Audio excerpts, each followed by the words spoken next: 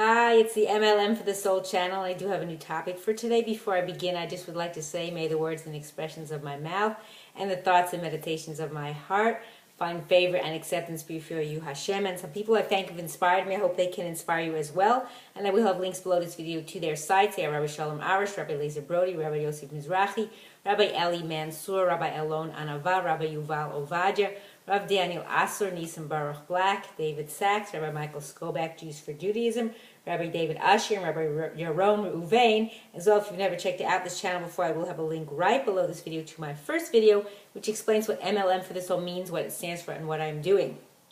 So, I decided to do a kind of inspirational video or insights into Shavuos. And this is from the Machzor, the complete Artscroll Machzor for Shavuos, and I will have a link right below to the Artscroll site. Sorry if I'm getting a little light there. So you can check out all they offer. Now, I decided to do this video a little late in the game, meaning it's only a couple weeks to Shavuos. So, and next week's topic, I want to do something related as well, but not from here. I mean, from here actually. But, so that's why this one's going to be a little longer than I would normally have it. So this is from their overview, and I've done the overview from other of the Machzors, which I thought were very interesting. And this is put together by Rabbi Nosson Sherman. So I'm just going to go ahead and do it. So this one starts an overview, Prelude to Sinai. So I'm going to read it in English just to save some time. So this is from Shmos. So when Moshe when you, Moses, what's it saying? Hashem is saying. So when you, Moshe, take the people out from Egypt, you will all serve Hashem at this mountain. So Rabbi Elazar said, and this is from Shabbos 88a, Rabbi Elazar said, at the time Israel said, we will do, before saying we will listen, which is also from Shemos, a heavenly voice went forth and said of them, who revealed to my children the secret that is used by the ministering angels who are described in Tehillim? First they do, and then they listen. So the first part, part one, potential and impetus. When Hashem first revealed himself to Moshe with the command that the reluctant shepherd become the leader, who would redeem enslaved Israel from Egypt, Moshe objected quite logically, even if I am worthy to be your agent, why does Israel deserve the miracle of the Exodus? And this is also the section 1 part, I don't know if it's part 1 or they don't really put a part, but they call this redemption merited. So Hashem, who spoke to Moshe from the slopes of Sinai, replied that Israel's merit lay dormant but not dead. Within 2 months of their liberation, the Jews would surround Sinai and accept the Torah, an undertaking that would justify the past and future history of the universe. Its very existence was conditional upon Israel's willingness to accept the Torah. That was Hashem's purpose, and only Israel's dedication to the Torah could give life and meaning to creation. From Shabbos 88a. So Moshe's view of Israel was true only superficially. He saw it as an enslaved nation that has been dragged down to the slime of idolatry and impurity. But Hashem looked at slaves mixing mortar and baking bricks and saw the untainted spiritual potential that we revealed at Mount Sinai when the 10 Commandments were given and further fulfilled in great Torah academies and lonely vigils with sacred books of Talmud codes, comments, and responsa. You will serve Hashem at this mountain.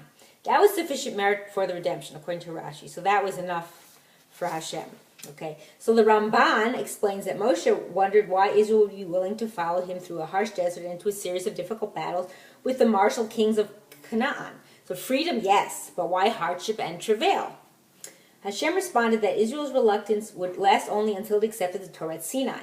Once the people declared their willingness to hear Hashem's word and come to understand its depth and significance, no hurdle would be too inconvenient. So I like this next sentence. For a trivial goal, any hardship is great. So for something that's mundane, who cares, right? But for a great goal, any hardship is trivial. So meaning, if you're accomplishing something really great, the hardship is like, doesn't matter. It's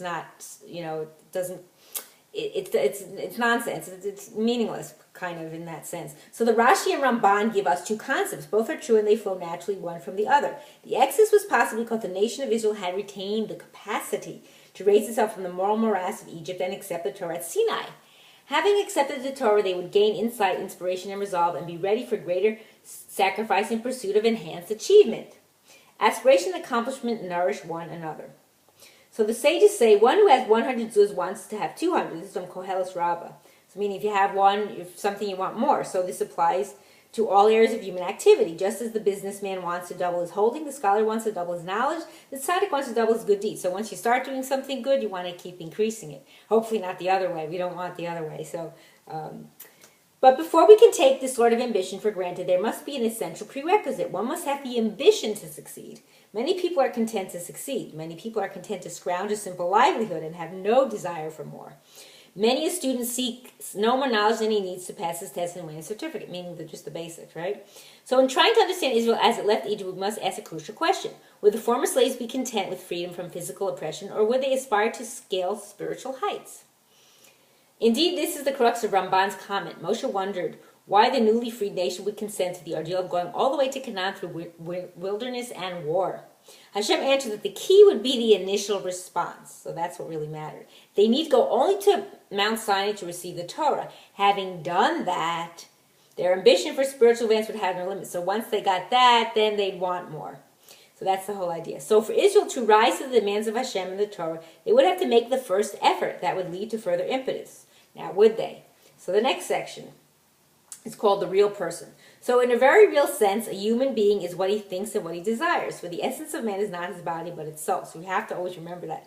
Even though we live in this physical body that we can touch, that's not who we really are. So we have to keep that memory in ourselves constantly. So human brute force can be replaced by animals and machines. The contribution of his strength is transitory. What is great in man, enduring in his legacy, is the product of his mind and heart. Whatever preoccupies his intelligence and fires his passion at any given moment is the essential person at that particular instance. The sacred writings frequently say of the very righteous, Shechina medaber mitoch grono, that the Shechina, divine presence, speaks from his throat. The person who lives, breathes, and thinks the words and will of Hashem becomes a conduit for his maker's utterance. The throat and mouth are his, but the speech is Hashem, so to speak. Now, conversely, we hope that nobody will have this, but this can also happen. The wicked are called corpses even in their lifetime. That's from Brachos. So because people occupy themselves with, quote, dead, impure, impermanent matters are themselves without meaningful life. That's from Tzidkat HaTzadik. So meaning, if you talk about meaningless things, it's like as if it's like an empty shell, you know. So it is true that Israel on the threshold of freedom was light years away from Sinai. In the expression of the sages, they were already at the 49th level of spiritual contamination and an imminent danger of falling to the 50th and lowest level, from which escape would have been impossible. But in its aspirations, Israel stood at Sinai. It wanted greatness. It wanted to be worthy of its forefathers, and it had high ambitions for its posterity. And when it experienced Sinai, it would be ready for even greater things. So it was worthy of redemption even then. So there's that first part, that they had the impetus, like you said, and the potential. So that's what kept them going. So this is Roman numeral 2, to do and to listen. On the 5th of Sivan, 2 days before the 10 Commandments were given, Israel told Moshe of his willingness to obey Hashem's word, saying, Kol asher diber Hashem na'aseh v'nishma. Oh, this is called also the subheading, Secret of Angels. Whatever Hashem speaks, we will do and we will listen. That's from Shmos. And it was this declaration that prompted the heavenly exclamation quoted by Rabbi Elazar, who revealed to my children this secret that is used by the ministering... who revealed to my children this secret that is used by the ministering angels? For the angels too are described by in Tehillim as creatures who first pledge to do and who listen afterwards. Surely logic agrees with the Sadducees, who ridiculed Israel as an impetuous nation who put its mouth before its ears. First, you should have listened to the contents of the proposed Torah if you had found it acceptable. You should have taken it, and if not, you should have rejected it. In order to agree that this point seemed valid, we need not subscribe to the attitude of a Sadducee whose intention was more to blaspheme than to understand. So they didn't really care. They didn't want it anyway, right? So wouldn't Israel's response have been more meaningful if it had been based on knowledge and analysis rather than on blind acceptance of the unknown? What is meant by we will do? Can one act before hearing what he is to do? Why is Israel's acceptance described as an attitude of the angels? And why is this behavior called the secret of the angels? At the onset, let us understand clearly that Israel did not simply parrot the verbal formulas of angels. Rabbi Elazar says that the secret was revealed to them. The implication is clear. Israel comprehended the import of what it said. Had the people merely repeated a phrase used by angels, their words would have been empty sounds, and certainly would have not have elicited Hashem's proud approval. The Zohar and Ramban frequently explain difficult, esoteric, Kabbalistic ideas and conclude this matter is a secret. A secret? But they have already explained the secret. The answer is simple. One cannot be taught to recite profound words, but unless he comprehends the full depths of what he says, it remains a secret, even to the one who repeats it. So a child can be taught to claim a passage of Zohar with eloquence and passion, but it will remain as hidden from him as it was the day before he heard of it. Meaning he doesn't really understand it, right? So, but to Israel, the secret was revealed when Israel used the form of the angels to touch the level of heavenly beings. Ordinary Jews had found the secret and assimilated its meaning. They were angels on earth. So that's the difference. That's from Rav Daniel Asore. Next subsection, to sublimate self. An angel exists only to accomplish the purpose for which it was created. It has no inclinations, good or evil, no private desires or conflicts. That it wishes to perform its assigned tasks is because that which too is part of its being, meaning it doesn't have a choice. If we could imagine a hammer with intelligence and the power to move independently, it would surely travel from nail to nail, doing its job of pounding. It would ignore screws and surely not attempt to prepare food. It is a hammer, and it will do whatever hammers must do, conscientiously and efficiently, but nothing more. So an angel is truly that sort of being, albeit a spiritual one. So in comparison, right? Created for a particular purpose, it requires no persuasion or even information. It just functions, meaning it just goes. That's it. Like a robot. Man is different. He listens, thinks, calculates, and decides. He will do what is in his interest, what he enjoys, what he must. But he can freely refuse to do what displeases him, meaning, hey, I don't like this, so I just won't do it. Even if it's something he's required to do, right? Just, So a human being is praiseworthy if he hears the teachings of the Torah and after weighing them in the scales of his self-interest, decides that he prefers the service of Hashem to all other considerations, meaning no matter what, he's still going to do what Hashem wants him to do. So, but Israel did much more. As the people stood at Sinai, they made the extraordinary decision to negate themselves totally to the wishes of Hashem. They would be his hammers, his agents, his angels, the extensions of his will. By so deciding, Israel placed itself on the level of the angels, for it declared itself to be Hashem's unquestioning servant who dedicates his very existence solely to the service of his master. How sharp the contrast between Israel and the other nations. The sages teach that the Torah was available to every nation on earth, but no one would accept it. Bloody Edom could not accept the Torah that forbade bloodshed. Thieving Ishmael wanted no part of the Torah that forbade stealing. Licentious Moab could recognize no law without adultery, and so on. That's from Avodah Zarah, Sifri, and Bracha. I might be saying that wrong. Bracha, I don't know. It says in parentheses, I'm not sure. Obviously, Hashem did not somehow present each nation with a formal proposal to deliberate at conclaves of elders. The Torah was offered in the sense that it was available to any nation that was willing to subjugate its desires to a higher intelligence, meaning Hashem, it's capital H, capital I, and to dedicate itself to assimilating holiness into its daily affairs. In the long list of 613 commandments, there are surely many that came hard to the individual Jew. Can any of us claim to be totally as Hashem would wish us to be, or even as we would wish ourselves to be? Probably not, right? Nevertheless, we are more than mere biological offsprings of the people who said, we will do. Israel remains the nation that declares its willingness to be at Hashem's service. It had a trait within it in Egypt. During its earliest sojourn at the lowest rungs of impurity, that quality endures. That's from Tiferes Yisrael. Next subheading, Israel is listening. In expressing that readiness, Israel did not neglect to say, Nishma, we will listen. For the people had an equal zeal to hear, study, and comprehend the words of Torah. On the surface, this would seem to be merely the practical necessity of learning what to do. First they volunteered, then they asked for instructions. But the Vilna Gaon explained that this is not so. It is certainly vital to learn details of the mitzvahs, but that was not what the Jews had in mind when they proclaimed, we will listen. Rather, they signified a desire to understand, to plumb the depths of Hashem's word. The word Shema, hear or listen, represents more than the capacity to absorb information through the ears. When the Torah says Shema Yisrael, hear, O Israel, Hashem is one, it asks for more than the attention of the listeners. It asks us to show insight and conviction, to interpret events and order our lives in accordance with the overriding fact of Hashem's oneness. The story is told of a man who left his family for an extended stay in the court of the Maggid of Mezrich, the successor of the Baal Shem Tov. Upon returning home, his skeptical and unsympathetic father-in-law demanded to know what he had accomplished there to justify the neglect of his family. In Mezrich, I learned that there is Hashem. The father-in-law scoffed and summoned the maid from the kitchen. Do you know that there is Hashem? He asked. Of course I know, sir, she laughed. Everyone knows. The angry father-in-law bellowed. You deserted your family from Mezrich to learn something that even an illiterate maid could have told you?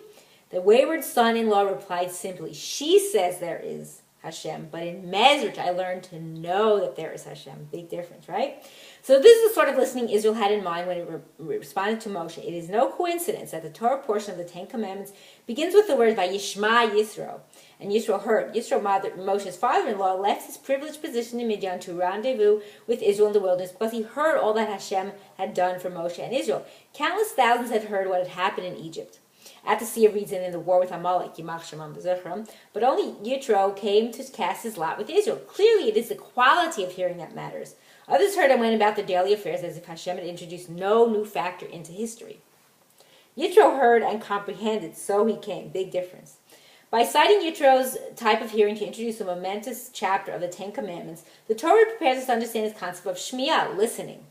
Especially in the modern world, we are all inundated by sounds and messages. Some we ignore, others we hear, a few we assimilate, but only a rare one in a lifetime truly changes us. So Yitro heard and he became a Jew. That's the big difference of really hearing, meaning listening and paying attention.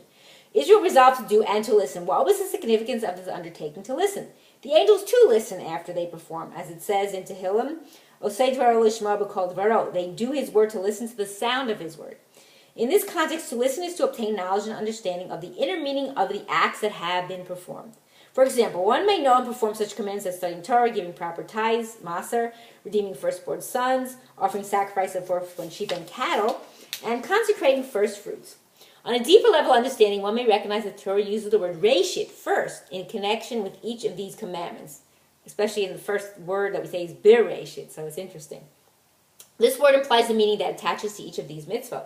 By segregating the foremost of one's children in possession for Hashem's service, and by contributing the first selection of crops toward the sustenance of Hashem's servants, the Jew assimilates the message that his first accomplishments, the ones human nature understandably wishes to hoard for oneself and his loved ones, should be devoted to a higher purpose, meaning the first is the most important, but yet he uses that for a higher purpose. Instead of putting himself and his family above all other considerations, the Jew gives first priority to Hashem, Torah, and commandments. Hashem too acts on this premise. Israel is called Reshit, the foremost among nations, and the Torah is called Reshit Darko, the beginning of his way, meaning Hashem's way. Because this nation would forego its desires for the sake of his priorities and dedicate itself to accepting, study, and cherish his Torah, Hashem created heaven and earth. As the sages taught, the first word of the Torah, Bereshit, like I mentioned earlier, in the beginning of, is midrashically interpreted as a contraction of Bishvil Reshis, because of the things called Reshis, the first. In other words, Hashem created heaven and earth for the sake of Israel and the Torah, both of which are called first. That's according to Rashi and Bereshis 2. In this illustration of finding a common denominator in a list of commandments and tracing them back to Hashem's initial motive, we have an inkling of what it means to perform a commandment, and then to go below the surface and search out its deeper meaning. That's important to understand. That's a good insight. So the next subheading is called defining goals. The person who is trapped between personal desires, obligations, demands, mores of society, and conflicting professional values finds it difficult, if not impossible, to develop a consistent, unified philosophy of life and action. So how can he? He understands his need for self-gratification and his obligation to Hashem, and the need to sacrifice for spouse and children, and the requirements to adhere to the tenets of his profession. The average man is torn by many conflicting allegiances, but the Naaseh, we will do person, has only one, because he knows that his allegiance belongs to one alone, one meaning Hashem. He can hear with more receptive ears and learn to reconcile everything he does with the paramount factor in his life. Once a being has become dedicated to the performance of Hashem's wishes, whether by creation like an angel or by choice like Israel at Sinai, the dedication gives birth to a new dimension of understanding, for a fait accompli creates a logic of its own. The concept is not at all esoteric. There are brilliant people who master the details of scores of knotty problems, but because they have no guiding philosophy of life, they are doomed to wrestle with one triviality after another, so they are not dealing with anything that matters. So if only they knew what they were doing and what they wanted to accomplish, they could evaluate each isolated problem and decision on the basis of how well it fits into their guiding philosophy. Will a step bring them closer to their goals? Take it. Will a conflict with the main purpose? Avoid it, meaning they could weigh that out, but they don't. So it is with Israel. At Sinai, the nation made a decision to serve Hashem. Then it could go on to listen and understand everything in terms of how much it was in tune with Hashem's will. The adoption of a philosophy creates a reality by which everything else is judged. We never wonder about the validity of the law of gravity because we know no other law, right? We don't know anything else. So we automatically reject any decision that would require us to walk off rooftops. Nobody's going to do that, right? So Israel decided never to question the law of Hashem, so it was free to understand it without giving credence to any conflicting course. So because it decided not to question it, then it was able to keep doing it. That was an important reason. So thanks to this decision, we can understand not only the Torah, but fit every experience into the frame of reference provided by our commitment to do Hashem's will. Excellent insight by Rabbi Sherman. And now the final section, Roman numeral 3, is called free-willed coercion.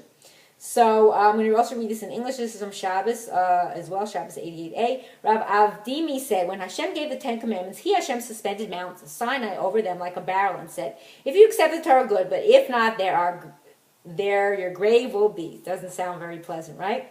So this is the subheading, accepting the condition. So Tosfos raises an obvious difficulty. In view of Israel's enthusiastic evangelic acceptance of the Torah, why was it necessary for Hashem to introduce the element of compulsion into the giving of the Torah? Various answers are offered, two of which flow from the above discussion.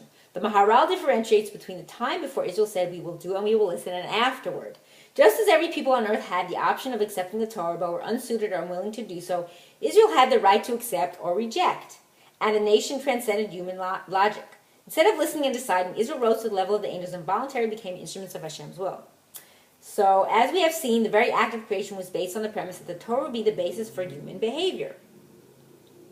If not for all humanity, then at least for Israel. As the Talmud puts it, Hashem created the universe on the condition that it would endure only if Israel was to accept the Torah. Otherwise, the entire vast universe would disappear and return to the total vacuum that existed before creation. So basically, Hashem created the world for us, so that we would accept the Torah and follow it. Once Israel accepted the responsibility upon himself, there was no turning back. So a pilot may refuse to take up a flight if he wishes, but once he's in the stratosphere, he cannot exercise his freedom of choice in mid-flight, meaning he's not going to say, okay, I don't feel like piloting this plane. Too late, right? You're already in the air. So by suspending the mountain over Israel, God showed us that, or Hashem, I should say, excuse me, I don't usually say that. Hashem showed us that we have indeed elected to become the angels who serve him, and that creation exists in our merit. From that moment on, we can no longer lay down the burden. But holding the mountain over their head is just like a parable. It's not. I don't think that's not what really happened. So there's deeper stuff to it. So the last subcategory, ensuring the future. So Rav Daniel Asore likens Israel at Sinai to a person subject to fits of temporary insanity. While he is lucid, he urges his friends to restrain him if he becomes violent or destructive during his periods of illness. Someone who sees him in a straitjacket or being held down by force might conclude that he's being kidnapped or mugged. But those who know the facts are aware that his own will, as expressed when he was capable of making rational decisions, is being carried out. Meaning, if another person was there that didn't hear what he said before, they would think that someone's trying to harm him. So the same was true of Israel at Sinai. In an extraordinary feat that remains a model of man's capacity for spiritual advancement, the nation had pulled itself up to the level of the angels from the moral decadence of Egyptian culture and the physical debilitation of slavery. But people can rarely remain in such a state of spiritual exaltation forever, right?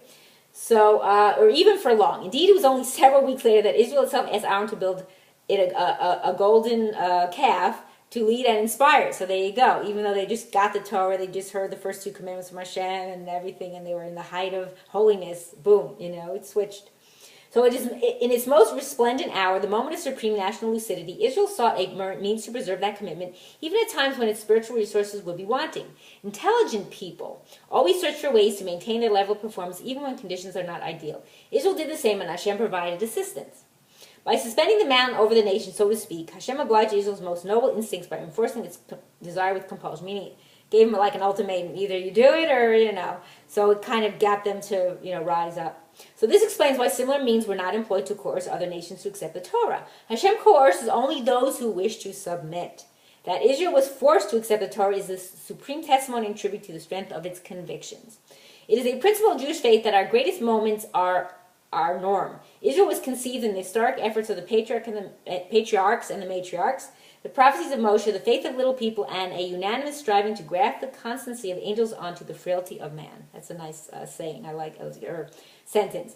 We stumble and fall, but we must not fail to be inspired by the knowledge that an entire nation, not an occasional inspired Jew, but every man, woman, and child rose to a level beyond human expectation and made that the standard by which Israel would always be judged.